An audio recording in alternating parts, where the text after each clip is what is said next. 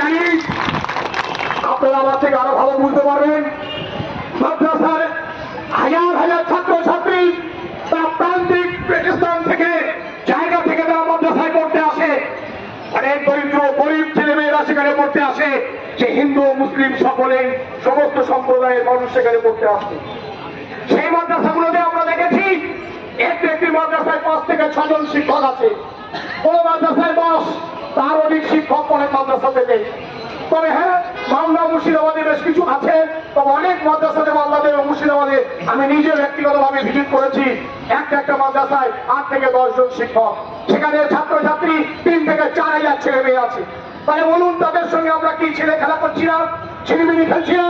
ওই সমস্ত ভবিষ্যৎ প্রজন্মকে আমরা ধ্বংসের দিকে ফেলে দিচ্ছি না?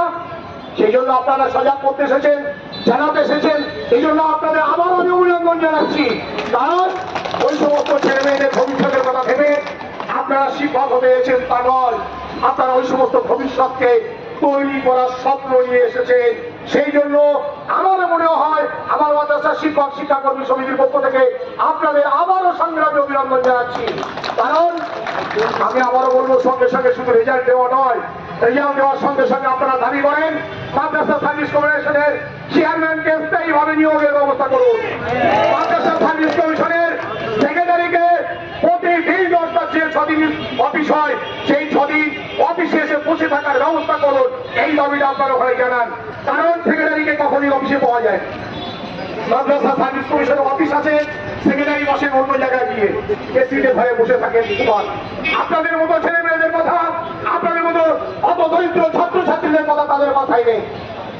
সেই জন্য আমি আবার আপনাদের কাছে বলে নিয়ে রাখছি, আজকে আপনাদের রেজাল্টের সঙ্গে সঙ্গে আপনারা এটাও দাবি করবেন মাদ্রাসা সার্ভিস কমিশনের চেয়ারম্যান এবং সেক্রেটারি নিয়মিত স্থায়ীভাবে নিয়োগের ব্যবস্থা করুন এবং দ্রুত আন্দোলনের মাধ্যম দিয়ে যেভাবে সমাধান করা দরকার আমরা করতে রাজি আছি।